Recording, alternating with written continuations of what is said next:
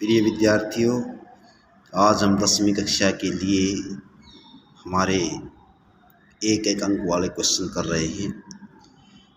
तो सबसे पहले जो हमारा क्वेश्चन है, ये मैंने पहले भी इससे पहले एक वीडियो भेजी थी, उसमें आपके 4 अंक या 6 अंक के क्वेश्चन थे उसमें। तो उसमें ध्यानपूर्वक से आपने जो क्वेश्चन किए हैं, उसके बाद हम आज कर रहे हैं जो हमारे एक एक अंक वाले क्वेश्चन हैं। उसमें ये पढ़ रहे हैं कि उपनिवेश किसे कहते हैं। उपनिवेश जो ना गुलाम देश को उपनिवेश कहा जाता है। जैसे हम 1947 से पहले अंग्रेज़ों के गुलाम थे, उपनिवेश थे। उसके बाद क्वेश्चन नंबर ये है 2 है, असहयोग आंदोलन किसने चलाया। असहयोग का मतलब क्या होता है कि जिस सरकार को हमें जो ना सहयोग नहीं दे करके शांतिपूर्ण धरना देना, ये गांधी जी ने चलाया था असहयोग आंदोलन। उसके बाद आता है तीसरा जो क्वेश्चन है वो ये है कि महात्मा गांधी दक्षिण अफ्रीका में से भारत कब लौटे थे। ये जनवरी 1815 को दक्षिणी अफ्रीका से भारत जो ना महात्मा गांधी जी लौटे थे।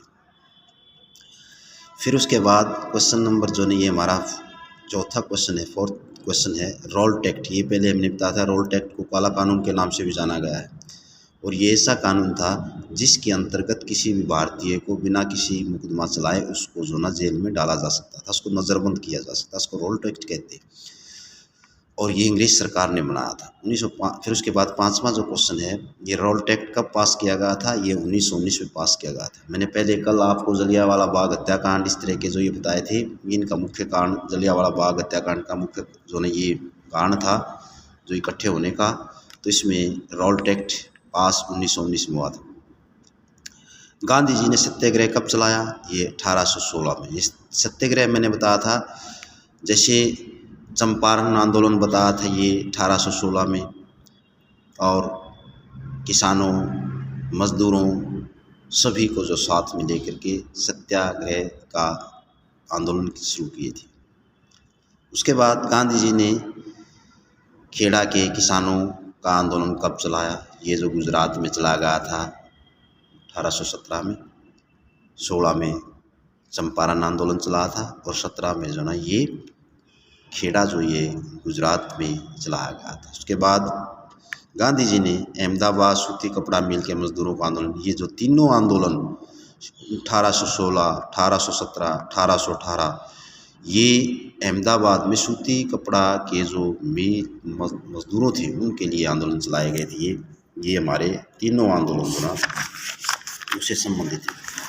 उसके बाद आता है जो हमारा जो क्वेश्चन है, ये है कि जलियांवाला बाग हत्याकांड कब हुआ था। देखो, मैंने बताया कि जो रोल्ट एक्ट कानून सरकार ने, ब्रिटिश सरकार ने जो बनाया था, उसके विरोध में 13 अप्रैल 1919 यानी बैसाखी का दिन था उस दिन। और ये उस दिन का जो ना जलियांवाला बाग हत्याकांड था। जलियांवाला बाग कहाँ पर स्थित है, मैंने बताया था कि ये जो अमृतसर में है, पंजाब का जो शहर है।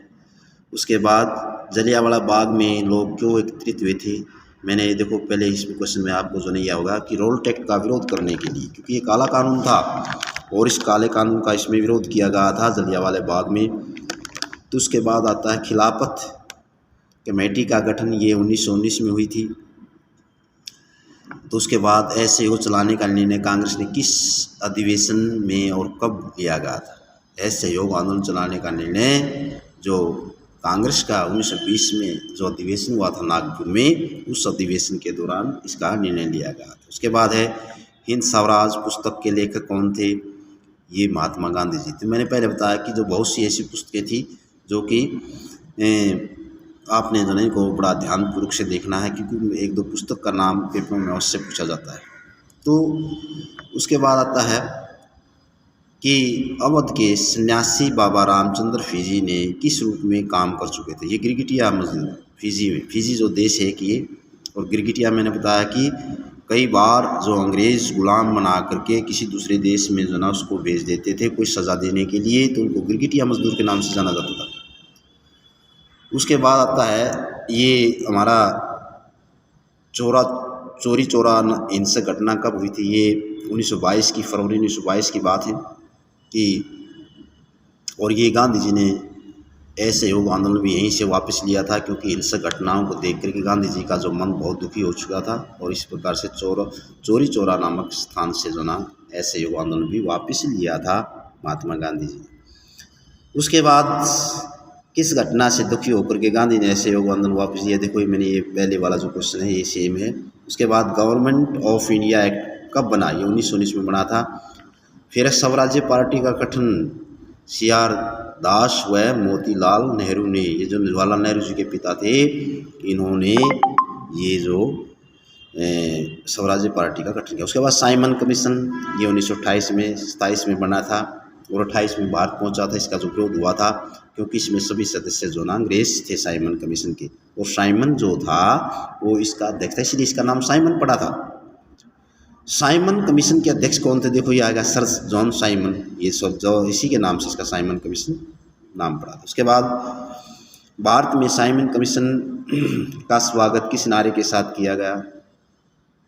साइमन कमीशन वापस जाओ, साइमन कमीशन गो बैक, इस प्रकार के नारे लगा कर के इसका स्वागत किया गया था। यानी भारत से वापस जाओ, क्योंकि इसमें कोई भी भारतीय सदस्य नहीं था, इसलिए इसके खिलाफ ये जो नारे लगाए गए। उसके बाद कांग्रेस ने पूर्ण स्वराज्य की मांग का प्रस्ताव दिसंबर 1929 के लाहौर अधिवेशन में, ये उसके बाद पहला जो स्वतंत्रता दिवस मनाया गया था 26 जनवरी 1930 को, ये भी जो ना, और आज जो हम जो 26 जनवरी का जन्म महत्व मानते हैं, इसी कारण से मानते हैं क्योंकि 26 जनवरी 1930 को पहला स्वतंत्रता दिवस मनाया गया था। लेकिन संविधान तो हमारा पहले बन चुका था 26 नवंबर 1949 को, लेकिन जो हमारा ये दिन था इसको याद रखने के लिए 26 जनवरी को 2 महीने का हमने इंतज़ार करना पड़ा था। उसके बाद दांडी मार्च कब शुरू किया गया था?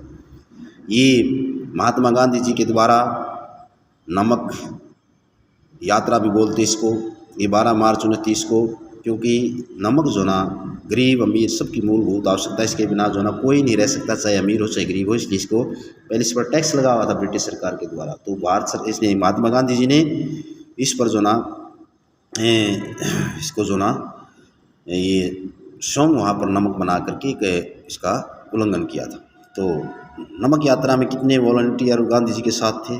78। जो वॉलंटियर का मतलब होता है जो उसके साथी सहयोगी, ये जो ना सरबती आश्रम से दांडी तक की जो ना गांधी जी के साथ चले थे, और इन्होंने ये नमक जो कानून था उसको तोड़ने का कार्य किया था।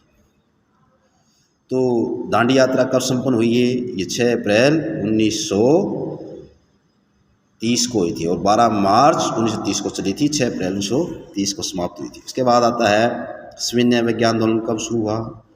ये मार्च 1930 में, और ये किसने चलाया? गांधी जी ने चलाया था। तो इसके बाद हमारा जो अगला क्वेश्चन ये अगला क्वेश्चन हमारा है कि जो दलित वर्ग एसोसिएशन की स्थापना कब हुई थी? ये 1930 में डॉक्टर भीमराव अम्बेडकर के द्वारा की गई थी। दलित मैंने जो पिछड़े हुए हैं, यानी जो जिनको जो ना शोषण हो चुका है उसको दलित वर्ग बोला जाता है। दूसरा गोलमेज सम्मेलन, ये गांधी जी के साथ गांधी जी ने इसमें हिस्सा लिया था 1931 में।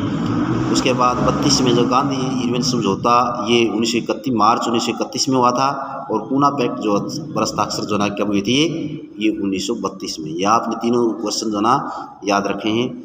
ये पूना जो मैं बताना चाहता हूँ कि पूना पैक्ट क्या था। जो पूना जो पैक्ट जो ना, एक ये दलित वर्गों को प्रांतीय और केंद्रीय विधानसभाओं में उनको जो रिश्ते थी, उनको सीटों पर आरक्षण दिलाना ही पूना पैक्ट से संबंधित था। यानी जो दलित वर्ग थे ये आरक्षण से संबंधित था, उनको केंद्रीय प्रांतीय जो परिषदों में। भारत का राष्ट्रीय गीत कौन सा है? सभी बच्चों को पता है कि वंदे मातरम जो ना राष्ट्रीय गीत है, और इसकी जो ना 1870 में बंकिम चंद्र चटर्जी ने इसकी रचना की थी। 1905 में भारत माता की जो पहली तस्वीर बनाई थी, ये जो रविंद्रनाथ टैगोर ने जो ना, और 1905 में बनाई थी। रविंद्रनाथ टैगोर अपनी तस्वीर भारत माता को किस रूप में चित्रित किया था? सिंहासनी के रूप में। जैसे आपने कई बार देखा है ना, जो हाथ में जो तिरंगा झंडा लिए हुए और वो जो माता के रूप में जो खड़ी है, उसको भारत माता का चित्र बनाया था किसने? रविंद्रनाथ टैगोर ने। फिर उसके बाद आता है कि राष्ट्रवाद का क्या अर्थ है। राष्ट्रवाद एक ऐसी भावना होती है जिसमें जो ना राष्ट्र के निवास करते हों, जिनकी सामाजिक और राजनीतिक समस्याएं एक जैसी हों, उनकी आकांक्षाएं एक समान हों, उनके जो ना जो भौगोलिक परिस्थितियाँ एक जैसी हों, उसमें एक जैसी सभी राष्ट्रीय भावना हो, उनको जो ना क्या कहा गया, हमने राष्ट्रवाद का नाम दिया गया। ये हमारे जो दो दो अंक के क्वेश्चन थे, इनमें एक एक दो दो अंक के क्वेश्चन थे, इनको जो ना आपने सभी ने इसको याद करना है। धन्यवाद।